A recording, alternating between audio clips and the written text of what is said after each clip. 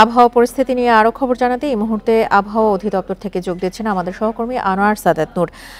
আনোয়ার, সারা দেশে আমরা দেখছি যে কিছুদিন বৃষ্টির পরে আবারও মৃদু থেকে মাঝারি তাপপ্রবাহ চলছে।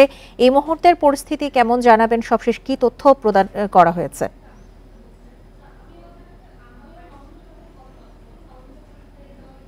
গত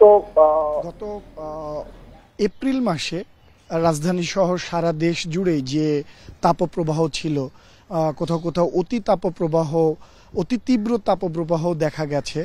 এক কথায় জনজীবন অতিষ্ঠ হয়ে উঠেছিল, কিন্তু সম্প্রতি মানে কিছুদিন আগে বৃষ্টি হওয়ার প্রবণতায় রাজধানী সহ সারা দেশে কিন্তু অনেকটাই শিথিল হয়ে এসেছিল তাপপ্রবাহ।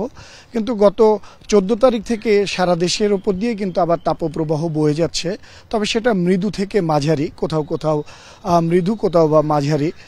আবহাওয়া অফিস বলছে যে এই মৃদু থেকে মাঝারি তাপপ্রবাহ আজ এবং আগামীকাল পর্যন্ত সারা দেশের বিভিন্ন অঞ্চল ভেদে থাকতে পারে।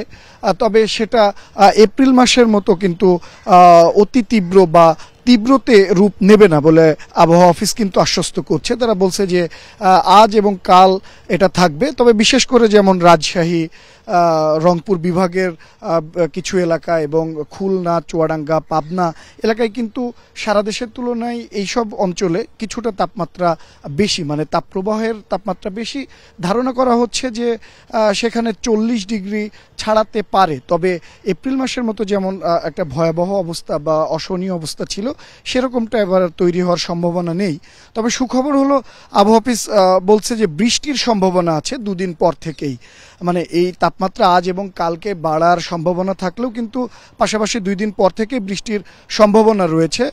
বলছে যে সিলেট এবং ময়মনসিংহ বিভাগ থেকে এই বৃষ্টি 18 তারিখ থেকেই শুরু হতে পারে এবং ক্রমেই তা সারা দেশে ছড়িয়ে পড়বে। সেটা 18 তারিখ বিকেল নাগাদ, সন্ধ্যা নাগাদ, কিংবা 19 তারিখ থেকেই মোটামুটি রাজধানী সহ সারা দেশেই এই বৃষ্টির প্রবণতা খেয়াল করা যাবে এবং এই বৃষ্টি অন্তত 22-23 তারিখ পর্যন্ত চলবে এবং এই বৃষ্টির প্রভাবে সারা দেশে তাপমাত্রা আবারও কমে আসবে, মানে সহনীয় পর্যায়ে চলে আসবে এবং এই বৃষ্টি 22-23 তারিখের পরেও সেটা থাকতে পারে এবং এই মে মাস জুড়ে কিন্তু অস্থির আবহাওয়া বা অসহনীয় এরকম তাপপ্রবাহের কোনো আশঙ্কা নেই বলে আবহাওয়া অফিস জানাচ্ছে যে এপ্রিলের মতো পরিস্থিতি তৈরি না হওয়ার সম্ভাবনা আছে।